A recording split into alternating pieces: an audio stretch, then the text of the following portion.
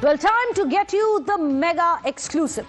Well, Times now brings you an absolute first, unseen, jaw-dropping footage from Malda that no other channel has. Well, for the first time on national television, we have access not one but two clincher videos from the day that the chaos erupted. The entire hostage drama, then the daring rescue operation. But what happened after that also is what we are going to show you here on Setting the Agenda. On camera, you will witness 196 seconds of sheer lawlessness, where the mob showed absolute zero fear of the law. We're going to watch very closely as the mob chased even the policemen, while it was a warlike rescue operation which slowly unfolded. You're seeing footage of that. I'm going to be explaining what this footage is actually showing and hinting towards. This is going to be the Times now exposing the Malda mafia and revealing the terrifying truth of what really happened that day, visuals that no one else has. We have it here on the big screen behind me. You'll see a convoy of cars, one after the other. We are going to start that clip right from the beginning to show you which was the first car. The first car that you are going to see at the beginning of the clip is going to be the pilot car. We are going to show this clip right from the beginning so that we can show you the pilot car. There you saw it, the first pilot car followed by the second car. What you are going to see on your screens is the way that these cars, which purportedly had judicial officials inside it, when they were fleeing, how they were being chased. That was the pilot car with the blue flashing light, of course. And after that, you have these two cars. These two cars are the ones which purportedly carried the judicial officers. After this, what is disturbing is the number of people who were chasing them. 1, 2, 3, 4, 5, 6. We are numbering these bikes for you on your screen so that you can see 7, 8, 9, 10. They seem to be in hot pursuit. Now remember, this is late in the night. You can see this convoy speeding past, and after that they are being chased by all these bike-borne men. Some of them have two people sitting on it, some of them have one person sitting on it, as you could see. How many of them? One after the other. And we here on Times Now have counted not 10, not 15, not 20, but as many as 30 to 35 such bikes which were in hot pursuit of the judicial officers, which is why it makes it so very disturbing. This is the footage coming in from the 1st of April. Now, what really is this going to be in the larger context, we are going to explain to you. But here you can see bike number 11, 12, 13. These were the ones who were in hot pursuit, and you can see these following these cars at very close proximity. Goes to show it's not just traffic. They were hotly in pursuit of these cars, and they were all speeding past late in the night in Malda. But it's important for you to understand what really is the context of this video.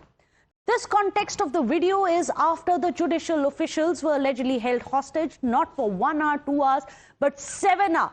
The Chief Justice himself has said all of that. And after that, they were rescued, taken to the administration. But after they were leaving, this is how they were chased. This is the second chase and ambush of the judicial officers. But we have here on Times Now not one, but two different videos, two exclusive videos that we are going to show for you on your screens. Times Now will get you never before seen. This is the chase scene which has been captured. You can see another video which is a different angle. This is the angle which is caught in the CCTVs, which was capturing the chase, the ambush, and the way they were trying to hunt down officers of law. These were officers who were trying to do their duty when they went to Malda to help with the SIR process. Why?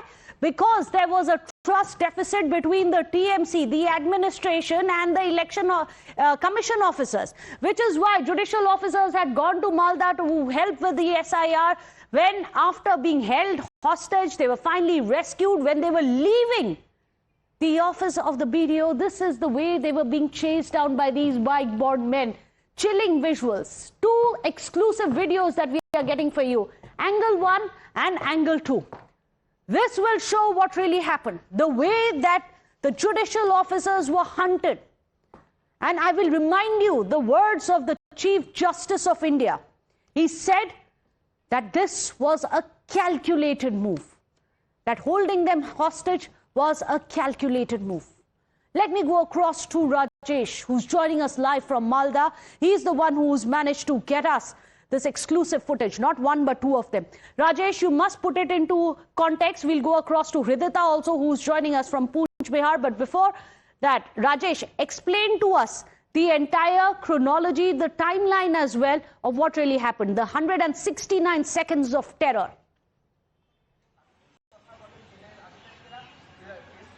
Absolutely. The exclusive CCTV footage which has been accessed by us clearly shows how the vehicles of judges are being chased by the unruly mob, by the maddened mob from here. Right now, I'm present in front of the BDO office, the Office of Block Development Officer of Kaliachak Block 2. This is the same building, this is the same office where 7 judicial officers were held. They were forcibly detained in this building. They were held hostage in the same office for at least 7 hours. And judicial officers arrived over here at around 10 o'clock to perform their government job, to perform their duty. They were appointed by the Honorable Chief Justice of India. They were working in this building. They were clearing the adjudication process. They were disposing of the applications which are pending under adjudication in SR exercise. That was the government job, whatever they were doing on Wednesday. But they didn't have any idea what is going to happen with them when they will leave this office after completing their job. When they were trying to leave this office at around 5 o'clock in the afternoon, suddenly they noticed that a huge people, a mob, have already which was already protesting in front of this office against the SR process, against the adjudication process. That mob suddenly stopped their way, and judges were stopped over here. They are not allowed to leave this office, following which they were confined. They were forcibly detained inside this office. They were held hostage inside this block development office. And let me tell you, this place falls under Mothabari police station in Malda district. And that police station, we visited the police station to check the manpower, to check the strength of the force. During that time, we came to know there are only 3 sub-inspectors are there, and 8 assistant sub-inspectors are there, and they have also few more constables. With this little manpower, the Mothabari police stations arrived over here to rescue all the judicial judges, but it was not really possible for the local cops, because what they have the distance between this police station. You must explain to our viewers, Rajesh, what is the distance between the police station and where these judicial officers were being held? Exactly. Distance between this place of occurrence and the local police station is just 300 meters away. The local police station is just 300 meters away from this particular place. If I go by car to reach the police station, it will take maximum 1 minute only. And police definitely uses the vehicles only. So if police wants to come here, it will take only 1 minute to reach at the place of occurrence. But police definitely took 7 hours to rescue all the judges, because police, the number of the cops were so less than the number of people in the crowd were present over here in front of this block development office. And after which, when the Chief Justice of Kolkata High Court gave the SOS call to Honorable Chief Justice of India around 10 to 10:30 o'clock in the night, that time the local SP, the SP of Malda District Police, along with the additional district magistrate and huge local police, along with the central police force, the paramilitary police force, arrived over here around 11 o'clock, following which the rescue operation started. Well, Rajesh, do stay on with us. Let's quickly recap and tell you what this entire chronology really tells us about the ambush. And not just forget, it's not an ambush, and after that, literally that ambush followed by the chase of terror which was unleashed. It is 3 o'clock. That is the day when it all began. There were protests which were happening in Malda. This is the 9-hour timeline that we are getting for you. By around 3:30, the gherao of the judicial officers begin, with the protesters claiming that their names were being left out. Later on, of course, there were names of people such as Mo Fakhrul Islam, which came up, whose names were part of the entire exercise as well. Their names were there on the voter list. But nonetheless, these protests had begun. We'll get to all of the allegations later on. 5 o'clock, you had the officials who were held hostage. And this is where the 7-hour countdown begins.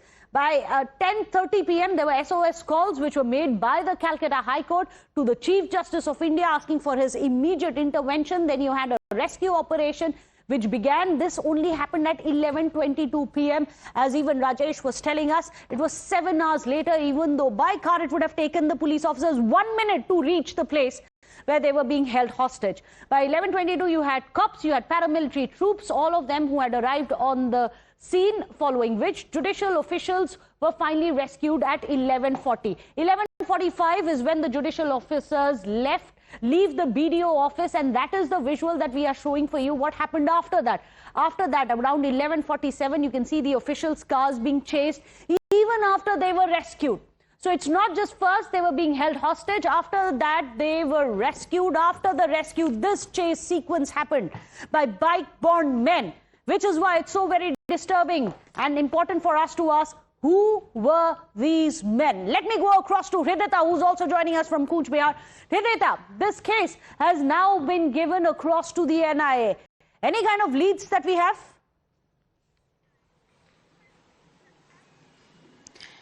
Absolutely, we see the exclusive footage that has been exposed by my colleague, where we see 34 men who have been bikemen who have been chasing the 7 judicial officers. As per sources, we get to understand 3 of them were women and the rest were men. Already Ganesh Kumar has handed this case to NIA and investigations are going on the behalf. Today morning, the latest that we get to understand that the additional district magistrate has been handed a show cause letter. He has been show caused on the previous issue of security lapses and serious lapse of his duty that happened on 1st of April.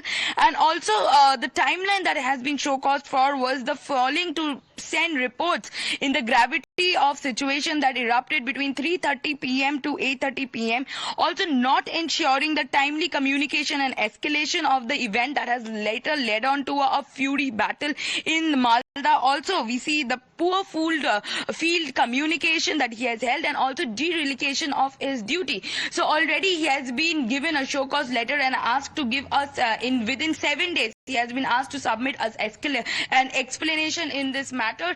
As of now, investigations that my colleague from Malda has been closely showing has already begun. NIA has already started with its investigation there. We had already seen the IG Sonia Singh being present, who is supervising the entire incident from Kolkata, and the team of 24 men who are present in the field investigating in the matter.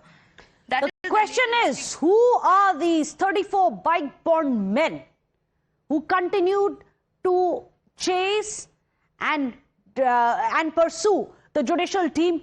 They were hot in pursuit of the team despite the rescue. In fact, after the rescue. In fact, let me go across to our panelists. Today joining us on the show, we have Rajarshi Lahiri, spokesperson of the BJP, joining us live from Kolkata. Dr. Bikram Singh is joining us, a former DGP of Uttar Pradesh. Aditya Pratap is joining us, a lawyer. Also, Syed Asad Abbas is joining us, a political analyst. I'm going to come across to you first, Mr. Lahiri, because it's important for us to understand this video footage that we have times now managed to access and expose shows that there could have been, the CGI really had a point, and this is the larger conspiracy which seems to be coming out. That not only was there an ambush, not only was there a hostage crisis, there was also a chase sequence which was playing out on the streets of Malda. Despite all of this, who's going to be held responsible? Election court was in place. Thank you so much. Ma'am, you took the name of somebody named Mufakkarul Islam. This is the picture. Not sure if it is clear to you or not. The one who's covered in red is Mufakkarul Islam, and the lady who's waving her hands is none other than Chief Minister Mamata Banerjee. Mufakkarul Islam standing right behind Mamata Banerjee. Then you have all these images of Mufakkarul Islam with different Trinamool Congress leaders, and this is the parliamentarian Kollan Bandhopadhyay, Kollan Banerjee MP from Srirampur. This is the reason why the Honorable Supreme Court Chief Justice has said that this is a very calculative, planned move. The name of the place which you have taken is Kalia Chowk. If we can just rewind ourselves and get back to the past of 2016 onwards, Kalia Chowk is the place which was famous for poppy mafia, fake currency, Kaliachok riots and Kaliachok police station burned in 2016 because of some poppy mafia issues getting arrested. Right. 2025, a kangaroo court, which was found in Kaliachok, one death and several injuries. Early 2025, killing on road inauguration in Kaliachok. February 2006, Right. severe, huge packets of, in different times, in February, in November 25, in September 25, in July 25, regular incidents of 7 lakhs, 4 lakhs, 21 lakhs, fake currency notes captured from Kaliachok in Kaliachok. But Mr. Lahiri, 2 points that you've raised. First about Mofakhrul Islam. And the truth behind that is that he was actually, it was the TMC who said that this is the man who's the mastermind. We are the ones who actually caught him. Second thing that you said about Kaliachok, the way that there is rampant mafia which is in place, yes, that may be true. But right now, as I had said earlier, the model code of conduct is in place. It is not the local administration.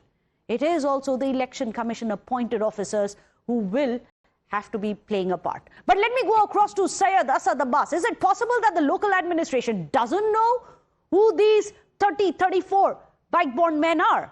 Or would they know and still allow them to run riot like this?